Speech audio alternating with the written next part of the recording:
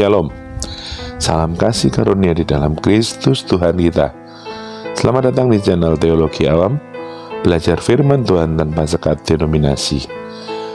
Firman Tuhan hari ini pada Kejadian pasal 4 ayat 1 sampai 16. Kejadian pasal 4 ayat 1 sampai 16. Mari kita berdoa mohon bimbingan Roh Kudus. Pujian syukur hormat kemuliaan bagimu ya Allah. Ucap syukur kasih setiamu atas kami. Terima kasih atas penyertaan-Mu, kasih karunia pada kami sampai saat ini. Terima kasih atas berkat-berkat-Mu, semua karya dalam hidup kami. Terima kasih Tuhan Yesus. Karena kami membaca firman-Mu, tutup bungkus kami semua saudara Yesus Kristus. Tutup bungkus tubuh jiwa dan roh kami. Tutup bungkus dalam bawah sadar kami. Datangnya Roh Kudus, ajar kami untuk mendapatkan rema yang benar di dalam apa yang kami baca hari ini. Ampuni segala dosa dan kesalahan kami Tuhan. Layakan kami membaca firman-Mu di dalam nama Tuhan Yesus Kristus Juru Selamat kami hidup. Haleluya. Amin. Kejadian pasal 4 ayat 1 sampai 16 di bawah judul perikop Kain dan Habel. Kemudian demikianlah firman Tuhan. Kemudian manusia itu bersetubuh dengan Hawa istrinya, dan mengandunglah perempuan itu, lalu melahirkan Kain. Maka kata perempuan itu, aku telah mendapat seorang anak laki-laki dengan pertolongan Tuhan. Selanjutnya dilahirkannya Habel adik Kain, dan Habel menjadi gembala kambing domba, Kain menjadi petani. Setelah beberapa waktu lamanya, maka Kain mempersembahkan sebagian dari hasil tanah itu kepada Tuhan sebagai korban persembahan. Habel juga mempersembahkan korban persembahan dari anak sulung kambing dombanya, yakni lemak-lemaknya. Maka Tuhan mengindahkan Habel dan korban persembahannya, tetapi Kain dan korban persembahannya tidak diindahkannya. Lalu hati Kain menjadi sangat panas dan mukanya muram. Firman Tuhan kepada Kain, mengapa hatimu panas dan mukamu muram? Apakah mukamu tidak akan berseri jika engkau berbuat baik? Tetapi jika engkau tidak berbuat baik, dosa sudah mengintip di depan pintu. Ia sangat menggoda engkau, tetapi engkau harus berkuasa atasnya. Kata Kain kepada Habel adiknya, marilah kita pergi ke padang. Ketika mereka ada di padang, tiba-tiba Kain memukul Habel adiknya itu, lalu membunuh dia. Firman Tuhan kepada Kain, di mana Habel adikmu itu? Jawabnya, aku tidak tahu. Apakah aku penjaga adikku? Firman-Nya, apakah yang telah kau perbuat ini? Darah adikmu itu berteriak kepadaku dari tanah. Maka sekarang terkutuklah engkau, terbuang jauh dari tanah yang mengangangkan mulutnya untuk menerima darah adikmu itu dari tanganmu. Apabila engkau mengusahakan tanah itu, maka tanah itu tidak akan memberikan hasil sepenuhnya lagi kepadamu. Engkau menjadi seorang pelarian dan pengembara di bumi. Kata Kain kepada Tuhan, hukumanku itu lebih besar daripada yang dapat kutanggung. Engkau menghalau aku sekarang dari tanah ini, dan aku akan tersembunyi dari hadapanmu, seorang pelarian dan pengembara di bumi. Maka barang siapa yang akan bertemu dengan aku, tentulah akan membunuh aku. Firman Tuhan padanya, sekali-kali tidak. Barang siapa yang membunuh Kain, akan dibalaskan kepadanya 7 kali lipat. Kemudian Tuhan menaruh tanda pada Kain, supaya ia jangan dibunuh oleh barang siapapun yang bertemu dengan dia. Lalu Kain pergi dari hadapan Tuhan, dan ia menetap di tanah Nod, di sebelah timur Eden.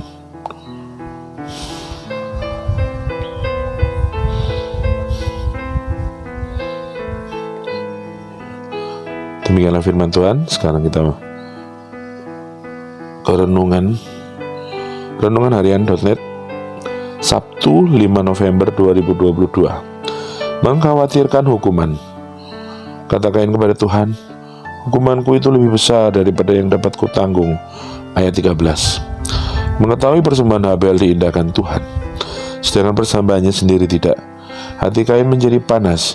Ia lalu membunuh adiknya. Menariknya, tidak tercatat Kain merasa menyesal.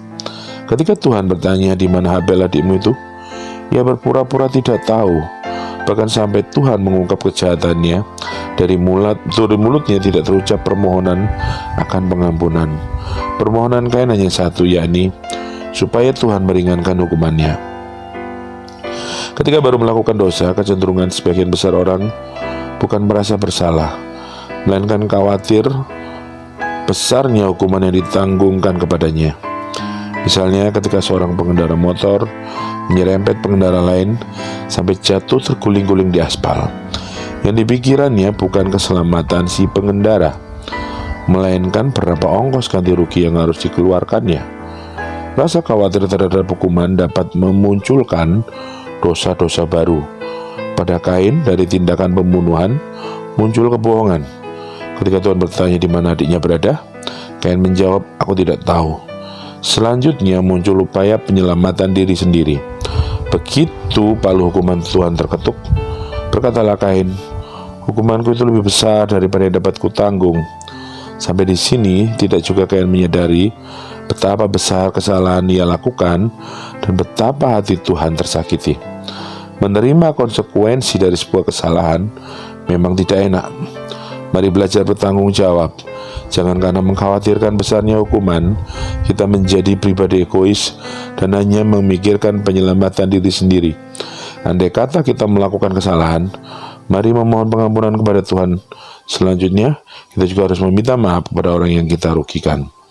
Perasaan yang hanya selalu mengkhawatirkan hukuman tidak akan pernah menuntun seseorang kepada pertobatan sejati. Amin. Ya, pembahasan penulis renungan out of the box ya. Ini juga baru sadar bahwa si Kain ini tidak ada rasa menyesal.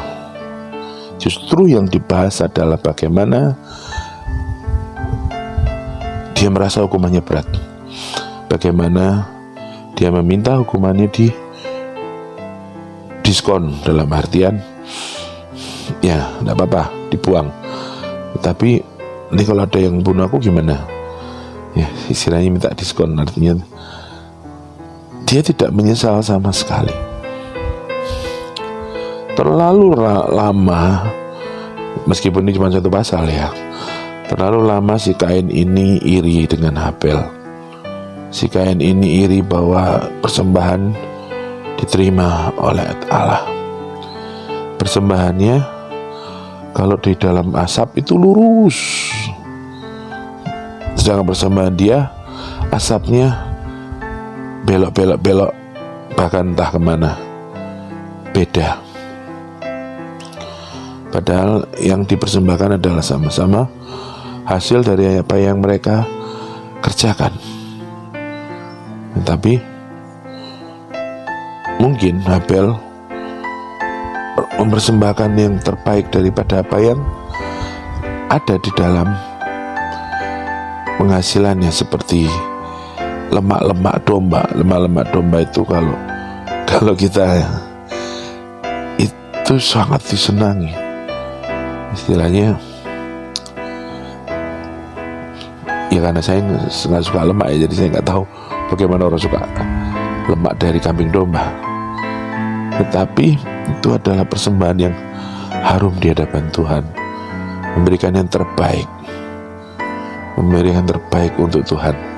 Jadi tidak hanya sekedarnya dia berikan, tetapi semuanya. Dan justru ini membuat Kain iri. Itulah manusia, saudara. Kalau dia iri, harusnya dia juga memberikan yang terbaik, bukan hanya standar. Tetapi karena dia tidak bisa berikan yang terbaik, dia jadi iri. Dan iri ini dipendam lama sekali, sehingga menjadi sebuah keputusan untuk membunuh Habel. Karena pikirnya kalau ya Habel mati, tidak ada saingan dong, persembahannya nanti akan diterima Tuhan. Tetapi justru karena itu dia menjadi ditolak oleh Tuhan. Dia mendapatkan hukuman, menjadi pelarian, pengembara di muka bumi. Artinya dia tidak bisa bertani lagi. Dia hanya bisa berburu, makan Jadi iri hati membuat orang ini menjadi melakukan banyak hal dosa. Kejatuhan iblis, kejatuhan Lucifer, kejatuhan Satan juga karena iri. Bayangin saudara, makhluk yang tidak punya kehendak bebas seperti manusia, dia bisa iri loh. Iri itu dosa yang mematikan. Ya kalau kita iri untuk memotivasi, ya mungkin fine-fine aja. Tetapi jangan pernah sampai iri, karena iri adalah dosa yang mematikan. Kita iri dengan ini, kita iri dengan itu, karena iri efeknya panjang. Banyak sekali saudara, urusannya itu panjang. Kita iri ini, akhirnya kita berbuat itu. Semua itu bukan perbuatan yang baik. Artinya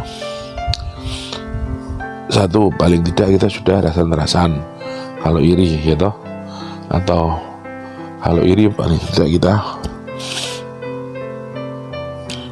membenci, ya.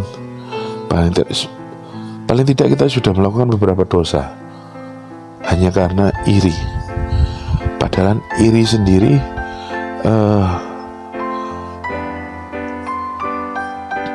bukannya belum masuk dosa ya, tapi iri sendiri itu alamiah. Iri sendiri itu seperti pisau, tergantung kita menggunakannya untuk kebaikan atau untuk masak atau untuk mencelakai orang lain. Tetapi pisau sendiri itu bukan suatu dosa, tergantung penggunaannya, bukan suatu yang jahat. Tetapi kecenderungan manusia jika iri pasti akan berbuat dosa ya. Bahkan banyak. Itu dibuktikan oleh Kain yang sudah membunuh Habel, tetapi tidak ada rasa penyesalan. Egonya tinggi sekali. Iri itu karena ego. Yang dipikir itu hanya dirinya. Wah, kalau aku dihukum kayak gini, gimana ya? Nanti mati dong. Minta diskon. Bukan minta maaf, tapi minta diskon hukuman. Sampai sebegitu orang yang iri hati. Iri hati itu mirip-mirip seperti sakit kanker, ya. Bisa dibilang itu sakit hati kalau bahasa lainnya. Iri. Kenapa? Hati adalah pusat daripada seorang manusia. Kesedihan ada di dalam hati, kegembiraan ada di dalam hati. Sehingga sebagai pusat, itu akan menentukan sikap kita. Kita mau jadi baik atau tidak. Yang menarik adalah bahwa memang seringkali kita kalau sudah melakukan suatu dosa, kita tidak mikiri efek untuk orang lain, tetapi kita mikiri diri sendiri. Ini wah, ini kena hukuman gak ya? Wah, nanti ketangkap gak ya? Ya kalau ketangkap berapa lama ya? Padahal biasanya kalau kita berbuat salah, berbuat jahat, itu karena desakan kayak orang mencuri kan, desakan ekonomi. Giliran dihukum, bingung gitu. Wah, terlalu lama. Lucu. Jadi janganlah sampai iri hati, saudara. Apa yang bisa membuat kita tidak iri hati? Satu, selalu bersyukur pada Tuhan dan apa aja yang kita dapatkan. Dua, tidak usah bingung melihat ke atas, lihat ke bawah. Masih banyak orang lebih susah daripada kita. Itu nanti kita akan menjadi lebih bersyukur. Kita biasakan diri kita untuk tidak melihat ke atas, nanti sakit lehernya. Lihatlah ke bawah. Ketiga,